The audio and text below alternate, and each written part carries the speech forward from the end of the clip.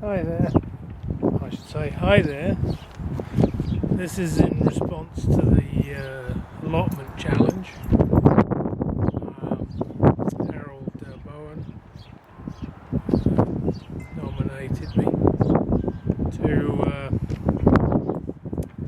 answer the questions. 10 questions. So this is an attempt. We'll see how it goes. The first question is, how long have I had an allotment? And as most Canadian replies would be, they don't. Although I did some research and there are a lot of community gardens, which is the same thing, all over Canada and all over the United States too. So my answer, I don't have an allotment or never have had one. Never had the need to have one. I've always had a garden big enough to do my own.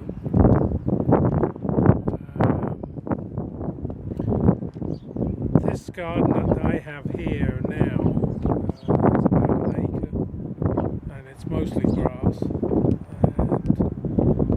I haven't actually had a vegetable garden. Well, I had a vegetable garden I've had this vegetable garden for 3 years, and that was mainly because I read the Square Foot Gardening book by Mel Bartholomew, and also when I was doing research I came across Dale Calder's site when he was doing, actually might have been earlier than that, 3 years. I think he did his longer ago than that. But I saw his site and he was doing some square foot gardening. And so I subscribed to his channel and liked what he was doing, and that prompted me to start my own. So that was 3 years ago.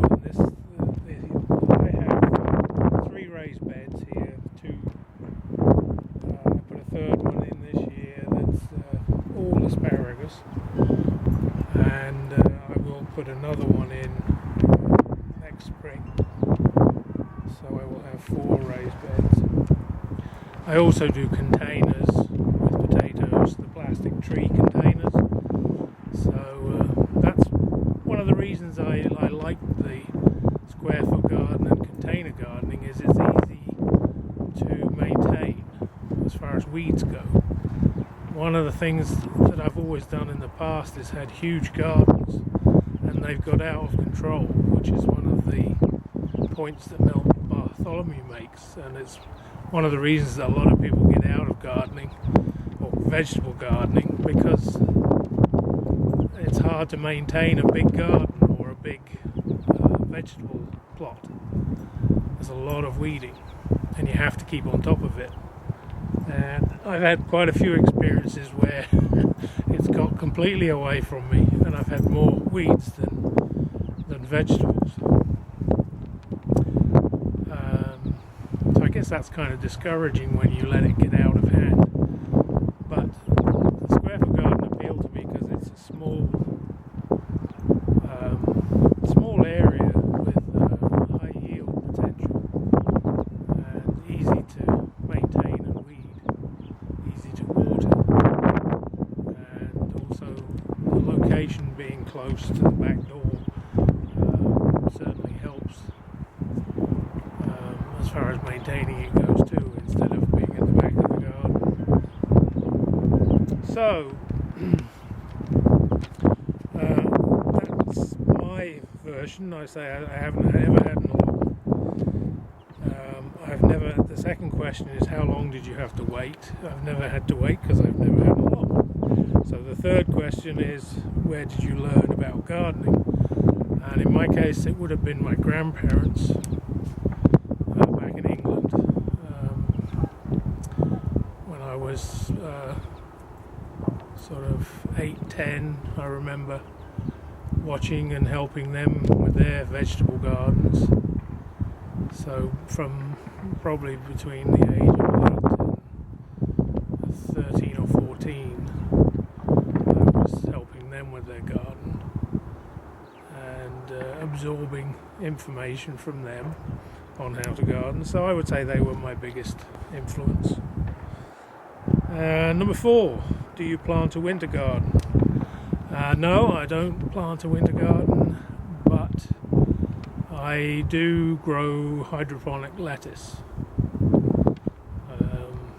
usually over the winter, enough to give me some fresh green leaves, and that's been fairly successful. So that's just hydroponics, no soil, just grown in water with a nutrient solution added. I use the Kratky system, which basically you stick with a certain size container and you put enough nutrients in that container for the life of the lettuce. So, and that's worked well for me. So that would be my winter gardening. What is the biggest success this year? My sweet peppers, Jimmy Nardello, and lipstick. Also, I grew Corbaci, but the Jimmy Nardello and the lipstick were very good. Good success with them. I would grow them again. Both of them. I grew them in my square foot garden, and I also grew them in pots on the deck. And the ones that actually grew in the pots were much more prolific, with more fruit, or more peppers, I suppose. Also, I grew some cucumbers this year, market Morecambe cucumbers, and they did very well, and I was quite pleased with. Question 6, the biggest garden disaster. In my case, it would have to be within my last 3 years. The first year, I grew potatoes and tomatoes. Potatoes in containers, and tomatoes behind them in one of my flower gardens. And the tomatoes got blight really badly, and that spread to my potatoes that were in containers in front of them. And although I had a good potato crop and I had lots of good usable potatoes, some of them went bad on me, and I guess I didn't get to cutting the tops off quick enough. So none of them really kept all that well, the potatoes. And the tomatoes were a complete disaster. They were no use whatsoever. So I guess that was my worst. And I think I have my ground here seems to be susceptible to blight. Because I grew tomatoes again this year, and I grew some in my asparagus bed, and they got blight this year, and I had to get rid of them too. They were terrible, just as they were starting to fruit. Anyway, so that's my biggest disaster, and I'm not sure how I'll ever get over that. I did grow a tomato plant on the deck, and it was fine. It didn't get blight, and later I moved that plant in the house. So I did get one whole plant worth of tomatoes. It was a gardener's delight, little tomatoes. That worked. Okay. Number 7. Do you have a tried and true variety that you grow year to year? Well, no, because I've only been back into vegetable gardening in the last 3 years. So I haven't... I've grown the same vegetables. I think carrots, I've grown the same ones for 3 years in a row now. And I forget what variety that is, but it's... I'm back again. I'll try and finish this video. Got as far as question 7 yesterday, and the battery quit on me. So I'm going to try and do the rest of this allotment challenge, or garden challenge, as if you're in Canada probably. So we were at question 7, and it was, do you have any tried and true variety that you grow? And carrots is something that I've been growing for the last 3 years, and it's a variety called Amsterdam, and it's been very, very good. Question 8, are you planning on growing anything new? Yes, I am planning on growing English cucumber, a melon or a cantaloupe, a delicious 51, lemon basil, which is from Rob, the old gardener guy in Finland, via Dale Calder. Spinach, long-standing Bloomsdale, I'm trying this year, and parsnips, tender and true, and I'm going to try a new pole bean, Triofo Violetto. I'm probably pronouncing that wrong, but it's a purple, long thin purple bean from Italy. So that's the basic ones I'm going to grow. And question 9, how do you preserve your crops? I freeze peas and beans and things like roots, carrots, parsnips, potatoes. I put them in plastic buckets, and I put them in, I have a cold cellar under the front step of my house. It's just an all concrete covered room. It's also my safe room, tornado room, if we get bad weather, because it's completely surrounded by concrete walls, roof as well. But it's handy for storing crops over winter.